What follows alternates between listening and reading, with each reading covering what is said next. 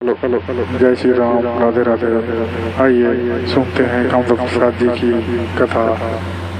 शादी करके जरूर लेंगे शंकर जी महाराज, लेकिन आंखें मूंद के बैठ के दादा ऐसे माला धर और कतक दिन बीत गए 10 साल। हाथ के पानी नहीं पी पार्वती के नौकर संगोठिया सन बतरईस कते नारी रही दादा मन तू हर सन निगोठिया ही तरह तू मन हां हम मुड़ीला डोलाओ और शादी करके नाने हैं और निगोठिया ही बत रही त जीवन बितावे का वो छोकरी पल्ला भाग गई। ये रीमा खुद फोस को तोरा संकट को कही आई कैसे आगे बेटी का तुम मुड़ी डाल रहा हो कोंदा बने थी हम नौ बना दार तुम कैसे शिव जी गोठिया ही सन बत रही दादा आंखें मूंद के बैठ गए। अब एक दिन दो दिन नहीं 10 साल बीत गए। पार्वती कहते महू कसम खान जब तक आंखें नहीं उघारबे हम जाबे नहीं करा। प्रेम से बोल दुर्गा मैया की जय। एक दिन पूजा करा करत आंख से आंसू टपक के प्रभु मोला प्रेम नहीं करत काबर शादी करके नाने। प्रेम से बोल दुर्गा मैया की जय। घर जात हो प्रेम से बोल राधा कृष्ण भगवान की जय। कैसे करबेगा नान नान लोग लइका झप झप करें थर थर है नहीं जाना पड़ता। प्रेम से बोल दुर्गा मैया की जय। 10 साल बीत गए दिन चरण हां प्रणाम करत करत आंसू टपक के शिव जी तपस्या टूट गई। शिव जी कहते भोलेनाथ मोला प्रेम नहीं करते काबर शादी करके ना तोला में प्रेम नहीं करूंगा। इतना प्रेम पता नहीं कितना प्रेम की शिव जी और पार्वती प्रेम ला कौन बता सकता। प्रेम से बोल दुर्गा मैया की जय। ये तब तो हां कहे लगे भोलेनाथ 10 साल बीत गए हाँ मोला प्रेम नहीं करत कहे लग गई पार्वती और तोला मोला मिलाने वाला धन्यवाद करना पड़ी का नहीं अगले जन्म में वरदान मांगे रे कि शिव जी मोला फिर मिले कहे अब मिला दी तो ओकर तो धन्यवाद करना पड़ी। ये दे ये देवता मन सकला हम अंदार चौंक करके बर बिहाव करें दादा।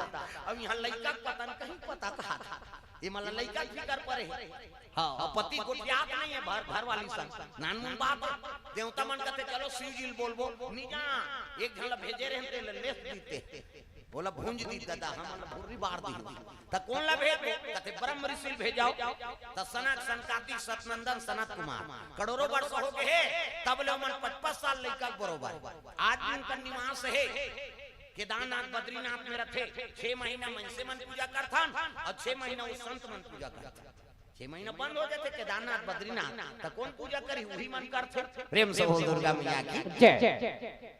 ये वो साधु माला कहते तू ही मन कहते हो महाराज 10 साल बीत के शंकर जी पुत्र निया और पुत्र ही शंकर जी के तारका सुलमार ही कहते ले ठीक है भाई धरीन कमंडल खड़ो पहिरीन खड़ा खड़ा साधु मन चले जात त 10 साल बाद पति जागे तो पत्नी पार्वती भैया सेवा करत शंकर जी गर्भ गुफा में और पति और पत्नी कक्षम थोड़े चल देवे भाई बिना पूछे बहु बेटी कक्षम चल देवे का खांस में खा दे तब जाबे साधु माला का है दादा खड़ा खड़ा चल दी पार्वती सेवा करता है शंकर जी शर्मा गए पार्वती साधु मन झलोक निकल के लजा के पार्वती शंकर जी पर घुसिया दुनिया बड़े तुही देवता बने हैं जे पाते ते तोरे कराते हम शर्म के मारे मारा था तोर का जही की शिव जी कहते कौन रे मोलकारी खवाते हैं दिगंबर बगवा खरी तक नहीं है दादा आंखी ललिया है और डमरू त्रिशूल धार के निकली शिव जी देखी देवता मन कहते बा से भुर्री बार दे दादा ये आंखी ललिया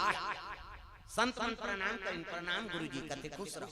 देवता माला कहे लगे किस लिए आए हो बोलो काकर कक्षम सब जाने हो सवास नहीं है किस लिए आए हो।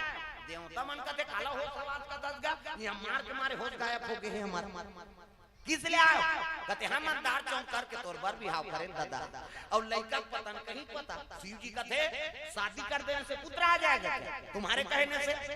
एक जन देवता रहा कहते तोरे लइका मार ही तमाय हन किसनी शिव जी दिमाग गरम रहा है अभी दे दे लइका बोल अभी देऊ का ऐसे किस का तब पाछू रहते देवता मन कहते लइका बर तो 10 महीना लागते काजी कहा वो सही कहा बेचारा लइका बर तो 10 महीना लागते का अब ये अभी देऊ कहते त एक जन और रहते कहते त देन देना तोर का जात 10 साल ले मार खाथम त नहीं बनाते तारका सुन के 10 महीना लो मार खावे देन भैया तो एक जन रहा कहते ले दे दे महाराज की शंकर जी अपन शरीर के शक्ति उरई कुटम गिरा दे और उरई कुटम गिरी तब का बन गए एक सुंदर राजकुमार एक सुंदर राजकुमार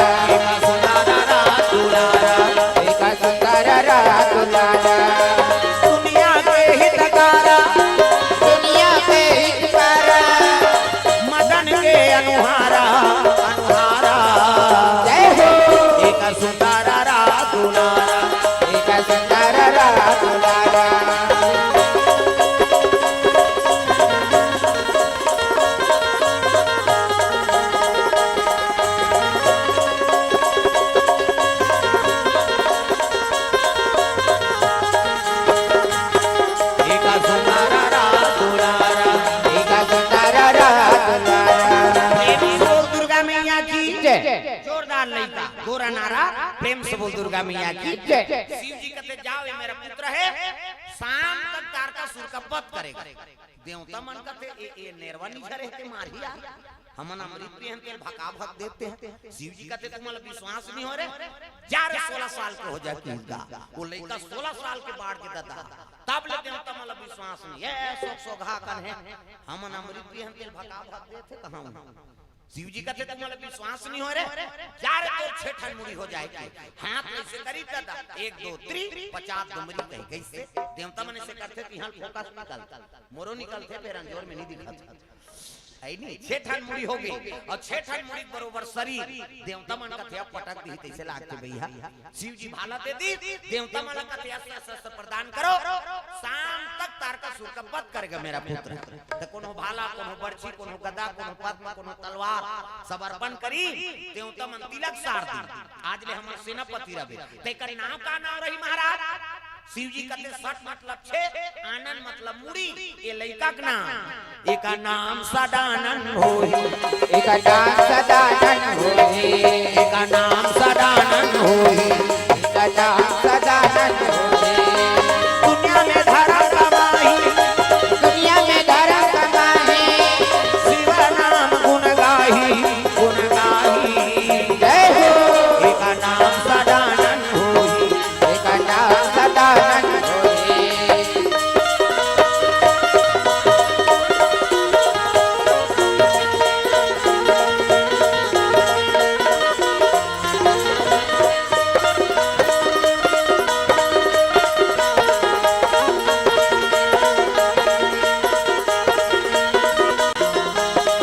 एक नाम सदानंद होई, एक नाम सदानंद होई।